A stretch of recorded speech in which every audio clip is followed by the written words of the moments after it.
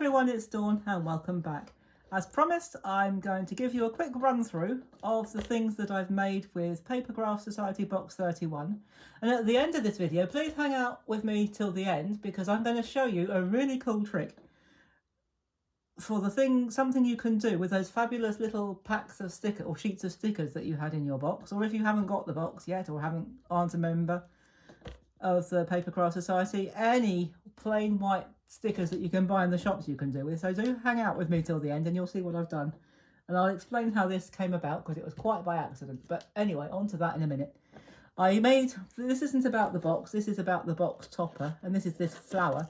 And I made that with these stencils that came, the nesting stencils that came in the box. Now, if you haven't got these nesting stencils, do feel free to just draw your own templates and cut them out as you wish. Now, on the back of each of these sheets, I have got some masking tape. And so when you want to take them off, you can just peel them off like that. Take your, well, I'm going to call them petals. And you take all your, let's call it a shape, shall we? Petal shape, teardrop shape, whatever you want to call it. And all I did was I drew around several of them, about 8 of them, I think, layered them up on one of the papers and made them into a little flower, or a big flower in this case, to put on the top of my box. Now, you've got the masking tape on the back with the sticky stuff facing up. So all you've got to do is put it back on your sheet and it stays perfectly nicely. And there's that gorgeous little hanger that came with it. Let's have that on show, shall we? And there you go. They're all back to square one again, so to speak, and you can still keep them intact and on the ring. So that's my tip of the day for you if you've got this box, or if you're waiting for it, if you haven't got it yet. So that's the box. So let me show you the cards. I'll bring them in one at a time, I think. Now, with this one, I used the nesting, or they're not nesting stencils, what are they? They're layering stencils. I used the raindrop one, or the petal shaped one, and I used this gorgeous music one. I absolutely love that. So I've used everything from the box. I've used one of the stencils, a couple of the papers, one of the little embellishments, and one of the sentiments that came in the sentiment sheet, sent with love. So that is lovely. And I'm going to show you the next one, which is yet another card, and I've used this gel printed paper as a background. Cut one of the watercolour ones out, and this is one of the flower stamps, or 2 of the flower stamps actually, and for the larger one I cut it out 3 times and I cut into each of the petals like this to separate them a little bit, and layered them up and then put one of the smaller ones on the top, and I've cut into those as well. And I've got the word smile, which I rather like. Now this one, I've used one of the stamps, this lovely oval stamp with the doodly bits in the middle, but I've stamped it in pink onto a watercolour paper, so you've got various tones. And for this, I've just gel pressed this. I had a lacy die, which I made a die cut and I gel pressed that. So if you want me to show you how to do that, I will do that in a future video. Just if you're interested in, I like this because it's sort of vintagey looking and I love the vintage look. So if you want me to show you how I did this, it's quite simple. Just drop me a comment in the comments below and I'll show you how I did it. It's ever so easy. You can do it, you don't have to have a doily die, you can have any die. So there we go. Now this is one of my favourites because it's one of the most fun. And I used, to create the background, I used another one of the watercolour papers, and I used this fabulous circle, the large circle die, not die, I beg your pardon, stamp, like that, and just printed it with the black ink pad that came with it. And this is a pinwheel card, or a spinning wheel card, you can call it whatever you like. I think I'm going to call it a spinning wheel card, because it spins, like that. So there we go, that's a bit of fun for you. And that was... this was inspired by one of the pictures. It's not actually a project within the book, but it's a picture of a project within the book. And I've just got a split pin or brad through there to make it spin. And to cover that up, I think I've got it upside down, actually it doesn't really matter. On the back, I've just lined that with another piece of white card just to cover up the legs of the brad. And now to my special cool trick with the stickers. You had a sticker sheet. Now, I tried to find my sticker sheet that came with the box for this video. Could I find it? Could I heck?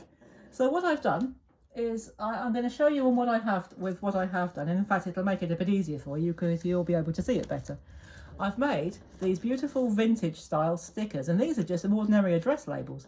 So even if you haven't got the Papercraft Society box, you can still use any plain white, just use the white labels, whether it's the ones that you buy for printers, those people that are clever enough to do printing on computers and then print the things out. Just buy the plain ones or any plain white stickers, and you can use this effect. Now I'll tell you how I came by this effect. I was trying something out, and I know I was overtired, I should have stopped, but I thought, because I'm stubborn, I thought, oh, I'll just finish this project, you know what it's like. And I dropped the ink pad, and it was face down, and I thought, oh bother. I tried to rub it off, and it ended up blending, and I thought, hey, that's not a bad effect, you know. So, and I couldn't find my stickers that came with the box. That's probably stuck underneath, or I probably put it in a book so I wouldn't lose it. So anyway, just for the end of this video, I'm going to show you how I created this really cool trick or effect. So I'm just going to pop that over there. Because I couldn't find it, I've got exactly the same. This is just on a roll. This is just a roll of very inexpensive address labels like that, which you can buy in any stationery store. And I'm just going to flatten them out a bit. Mind you, they'll be flat by the time I finish messing about with this. And all you need to begin with, you need the black ink. Well, you don't have to use black, but I'm going to. You're going to use the black ink pad from the Papercraft Society 31 box set. And you don't even need a block or a stamping positioner for this. All we're going to do is, that's why I've got some paper on my board, because I don't want my board to get dirty. From here, we're just going to ink it up. I'm going to use a flower this time. It's a different stamp from what I did the first time round. And what we're going to do, we're going to stamp that up like that. That's why I've used my board. And we're going to put that anywhere. Just make sure you can see what I'm doing. I think you can. Sun's shining. And we're going to just press it like that. Just hold it down and press it like that. It'll go over onto the next sticker, but that doesn't matter. And then take it off without restamping. This is called a second generation stamp. It'll be a bit more faded, but that's okay. That all adds to this lovely vintage look that we're going to be creating. So I'm going to stamp that up again. We're going to keep doing that. This time I'm going to turn it round so that the leafy bit is at the top. So we're just going to press that down like that. And I'm going to bring that in. I might even bring it off the sticker a little bit and then turn it round. So you can have an awful lot of fun with this. You can turn it round. You can do what you like with it, really. You can create whatever effect you like. And we're just going to keep on doing this just for a minute until we've covered our 3 stickers that we've got here. So we're just going to put one more there. I'm going to turn that round and put a little bit there. And you don't have to be too fussy with this. And I'm going to put another one there. And I'm just going to probably ink it up just once more.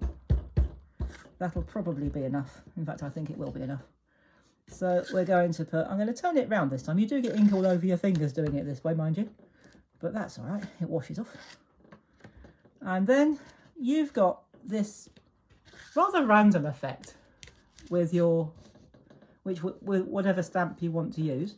Now, I'm going to be even more untraditional, if that's a word. If it's not, it should be. And because I wanted a nice sort of pale pink, a rosy pink, and I haven't got a rosy pink stamp. So what am I going to use? What else would you use? I'm going to use a blusher, the sort of thing you put on your face if you wore makeup. I don't. I've got all this makeup that people have brought me in the past, and I didn't know what to do with it. And I thought, well, I'll craft with it. So because I haven't got the colour ink, but normal people would use ink, but if you're a bit bonkers like me, you can use whatever you've got. So what we're going to do here, if this is an ink pad, you just rub it with your ink pad, but because it's not, we're going to do it this way. And we're just going to rub it over there, like that. And you get this really, really cool vintage effect. Now, isn't that gorgeous? So, if you want it a bit more faded, rub harder. So you just keep rubbing until you get the effect that you want. Just turn it round where there's no powder on it or no ink on it. So that is really good. Let's just quickly finish these little set of 3 off, because this is the last project and then we will be done. So So let's just quickly finish this off. And we'll just, it doesn't have to be neat, it doesn't have to be even, because it's vintage. You can get away with anything. So, well, almost anything. So if you're new to stamping or new to crafting and you think, and you're worried about making a mess of your stamping, then this is the project for you, because if you make a mess, it doesn't matter. In fact, it will add to the effect. So there we go. So there we go. There is our vintage style, whoops, vintage style stickers. They're the ones, as they say, that I made earlier. And over here are all the bits and pieces. That is our stickers. I don't think we're going to get everything on in one screen, but I'll bring this back. There is our card, one of our cards anyway. So I might have to overlay this because we're not going to get it all in one screen. And there is that. And of course, there is the box. So I'll just pop that up there. So I hope you've enjoyed this roundup of what I've been up to, and I hope you enjoyed this really cool trick that we used to make our stickers. So you can use that with the sticker sheets in your PAPERCRAFT Society box or any white stickers that you happen to have. So I hope you've enjoyed this video and found it helpful. And please do, if you haven't already, subscribe to our channel and click the notification bell so that you never miss another video. And I'll be back on Monday with our regular art tutorials, and I'm going to be continuing with showing you how to paint different types of trees or different species of trees. So I'll be back Monday. Have a great weekend. Stay safe, everybody. And as always, happy crafting and happy painting. Bye bye for now.